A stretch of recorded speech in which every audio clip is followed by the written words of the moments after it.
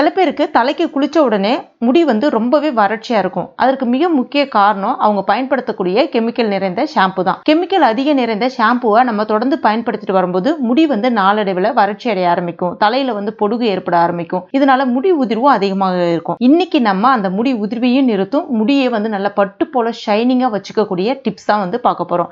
இது இப்ப நம்ம எப்படி செய்யுதுன்னு பார்க்கலாம். Welcome to Jo's Tamil health and beauty.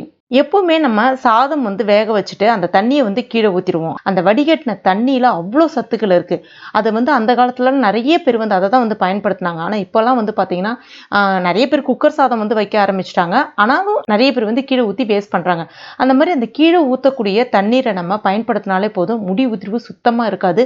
முடியும் நல்லா பட்டு போல நல்லா அழகாக சூப்பராக இருக்கும். இப்போ பார்த்தீங்கன்னா நான் அந்த மாதிரி சாதம் வடித்த அந்த கஞ்சி தண்ணீர் சொல்லுவாங்க இல்லையா, அதுதான் வந்து எடுத்திருக்கேன். இது வந்து அப்பயே வந்து வடித்த சாதத்தினுடைய தண்ணி கிடையாது. கிட்டத்தட்ட ஒரு 1.5 நாள் இருக்கும். அது கிட்டத்தட்ட நீங்க 2 நாள் கூட அந்த தண்ணியை வந்து நீங்க வச்சிருந்து பயன்படுத்தலாம். ஏன்னா அந்த மாதிரி அது வந்து அந்த தண்ணி வந்து புளிக்க தான் அதுல வந்து இயற்கையான நல்ல பாக்டீரியாக்கள் வந்து உருவாகும். உதாரணத்துக்கு தயிர் மாதிரி. இதுல இருக்கக்கூடிய அந்த நல்ல பாக்டீரியாக்கள் நம்மளுடைய தலையில இருக்கக்கூடிய அந்த பொடுகுகளை வந்து நீக்கும், முடி உதிர்வையும் நிறுத்தும், முடியோட வேர்க்கால்களுக்கு நல்ல ஒரு ஊட்டச்சத்தையும் கொடுக்கும்.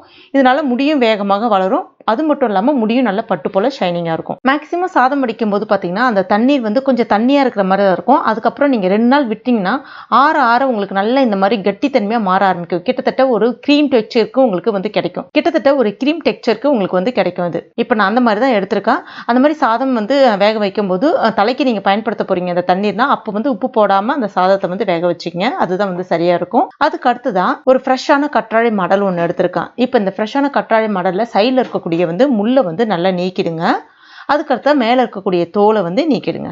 இப்போ உள்ள இருக்கக்கூடிய அந்த ஜெல்லில் கத்தியை பயன்படுத்தி இந்த மாதிரி சின்னதாக இது மாதிரி லைட்டாக இந்த மாதிரி கீறி விட்டுக்குங்க. அப்போ வந்து சின்ன கியூபிக்கல் மாதிரி உங்களுக்கு கிடைக்கும்.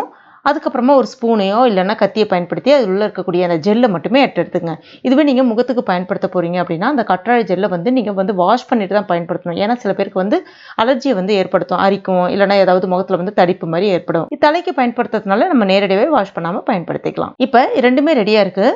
ஃபர்ஸ்ட் நம்ம இதை வந்து மிக்ஸி ஜாரில் ஒன்றா சேர்த்துடலாம். சேர்த்துட்டு தண்ணியில் எதுவும் சேர்க்காம நல்லா ஸ்மூத்தாக அரைச்சி எடுத்துக்கங்க. இப்போ இது ரெடி ஆயிடுச்சு. இப்போ ஃப்ரெஷ்ஷாக ரெடி பண்ணுறீங்கன்னா முதல் நாள் வந்து பயன்படுத்திக்கலாம். எப்படி பயன்படுத்தணும் அப்படின்னு பார்த்தீங்கன்னா 2 விதத்தில் பயன்படுத்தலாம். இது வந்து நீங்கள் ஒரு கண்டிஷனராகவும் பயன்படுத்திக்கலாம். எப்படின்னு பார்த்தீங்கன்னா எப்பவுமே தலைக்கு குளிக்க போறீங்க அப்படின்னா கொஞ்சமாக தேங்காய் எண்ணெய் தலையில் வச்சுட்டு அதுக்கப்புறமா நீங்கள் பயன்படுத்துகிற ஷாம்பு மேக்ஸிமம் வந்து மைல்டு ஷாம்பு, பேபி ஷாம்பு அந்த மாதிரி வந்து பயன்படுத்துங்க. யூஸ் பண்ணிட்டு தலைக்கு நல்லா குளிச்சதுக்கு அப்புறமா இதை வந்து தலையில் அப்ளை பண்ணிட்டு அப்படியே ஜஸ்ட் அலசி விட்டு வந்துருங்க. அப்போ வந்து ஒரு கண்டிஷனராக இது வந்து செயல்படும். முடியும் நல்லா பட்டு போல ஆரோக்கியமா இருக்கும். இல்ல அப்படின்னா இதை மட்டுமே நீங்க தலையில வந்து அப்ளை பண்ணிட்டு ஒரு 20 நிமிஷம் அப்படியே ஊற விட்டுட்டு அதுக்கப்புறமா நீங்க தலையில வந்து தண்ணி ஊற்றி அலசிட்டு வந்துடலாம். அந்த மாதிரி பண்ணும்போதும் உங்களுக்கு நல்லா சூப்பரா இருக்கும். ஆனா இது நீங்க வெறும் தலையில மட்டும் வைக்கிறீங்கன்னா தலையில எண்ணெய் அந்த மாதிரி வைக்காதீங்க.